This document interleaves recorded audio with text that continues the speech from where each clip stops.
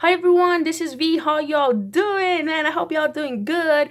Um, Enjoying this beautiful day, of course, from inside your houses, keeping protected. But hey, listen, I was talking to a couple of my friends, and for some of us, this is gonna be our first time. For some of us, this is not our first time in the rodeo with e-learning. But this is certainly some opportunities, right? I heard somebody telling me we are teaching in uncertain times. We're teaching in times of crisis. But hey, look.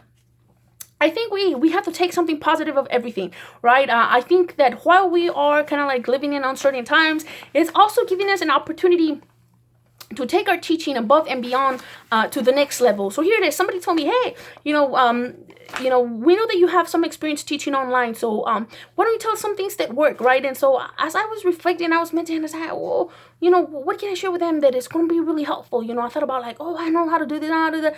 Okay, yeah, I know how to do many things. But say, okay, what is it that I can really teach with them, and share with them that is really going to help them, and that is really considered a best practice, right? Or that has really been working for me. What are the main essential things? And as I was thinking about it, meditating, there are three things, right, that I would consider that are best practice, that are essential and are the key, for e-learning. So I'm going to share with you those today, right here and right now. Okay, so here we go. Number one, right, what really works? Be present. Yeah, be present. Be present, be active, right? So let me just say this. Presence is everything. Let me rewind that again. Presence is everything. Yeah, presence is everything, and it has resulted to be everything, at least in my teaching, right? So what you want to make sure is that you establish presence early and often, that it is something that is continuous. So what works? For example, in my case, what really works? I provide my phone number, my personal phone number. Students can text me. Once they text me and I receive a text, sometimes I'm able to reply or to answer some of the questions right away with just one text. And sometimes if more than a text is needed, then I make an appointment with them so that I can call and so that they can call me. And if that doesn't work, then we connect online, using either the platform from the institution where I work at, or using Zoom. Okay, so that works. Now, if you don't want to provide your number, you make resource of your email, the email that you read. Okay, you don't want to give an email that you're not going to be reading, or that you're going to have difficulty accessing. Okay, in e-learning, people think like, oh, it's distant, it doesn't have to be close. No. Learning has to be personal. You have to be there. It's presence. Presence is everything. Again, another thing that works, or at least has worked for me, post announcements. Man, I have a class and I post announcements on Monday, Wednesdays, and Fridays. Mondays, Wednesdays, and Fridays. What kind of things do I post in my announcements? Weekly overview of the things we're going to be doing weekly, of the things that are due, right? I share extra resources, songs, raps, charts, anything that I believe is going to help my students. That's what I do. What other things do? I participate actively in discussions. So if I say, hey, we're going to participate in this discussion, I give some opportunity for them to discuss first, because I don't want to take over the discussion and then have them think like, man, I was going to say that and you said it, now can I say it? Ooh. Right now, I give some time for them to participate first, but then once they have participated, then hey, I make my entrance, like, here I go, hear what I have to say, participate. They like that, they like that, because it's like, oh man, my teacher cares about what I wrote, and stuff like that. Participate. The other one is provide prompt feedback. If you give an assignment, if you're, give an essay, give a test, make sure that you provide feedback. Don't just provide something and then, leave it there, grade it till the end of the semester when grades are due. No. Provide prompt feedback. So there you go. Presence is everything. Tip number 2. So tip number 2, be clear. Go to the point. Yes, be clear. Go to the point. Sometimes we want students to do something.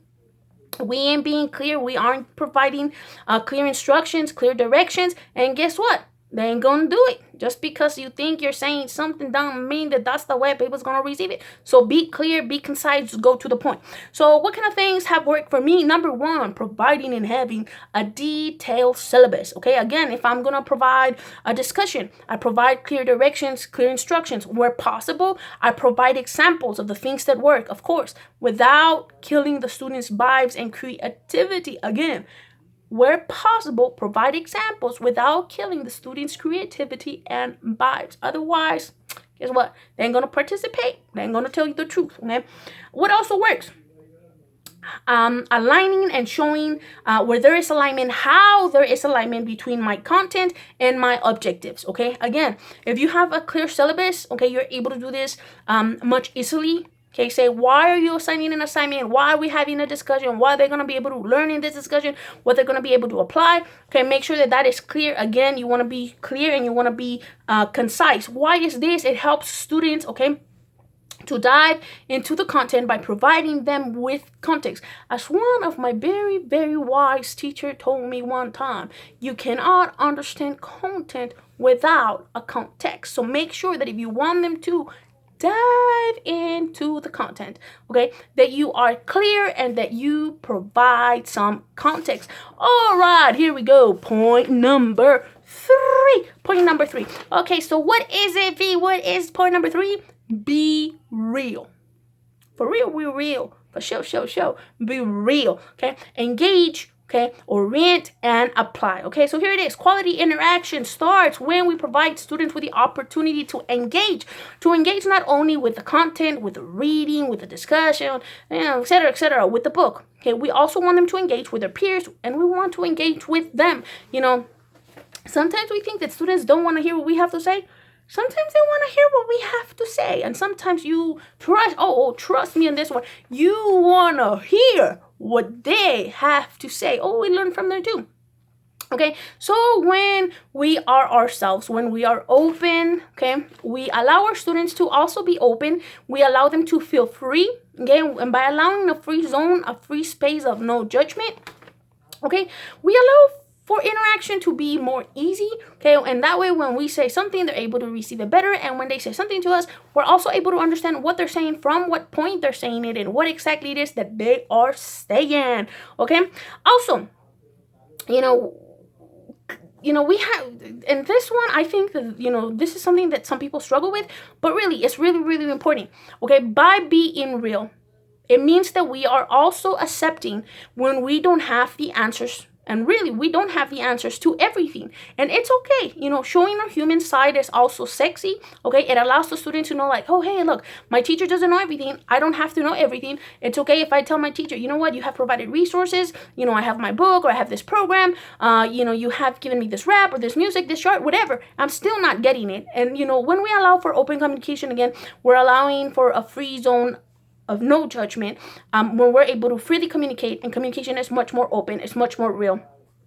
Okay, so while we might not know the answers to everything, we can, okay, and by accepting this, we can tell the students, I don't have the answer to this, but let me guide you to this resource, and again, that shows our presence. By showing our presence, right, we are showing that we are there, that we are active, we're showing our expertise, we are showing our personality, and we're also showing our passion, which lets our students know that if we are real, it's for real.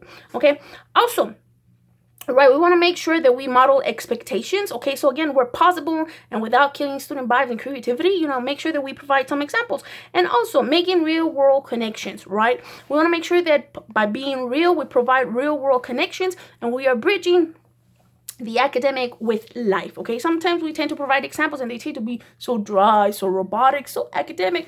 We don't let the student learn. Really, it don't have to be like that. Okay, students get it, right? We just have to be clear and concise and get to the point. So again, okay, those are my 2 cents. Again, 3 advice: be present. Right, be present. Presence is everything. Number 2, be clear. Go to the point. Just tell us what you want. Tell us what you want.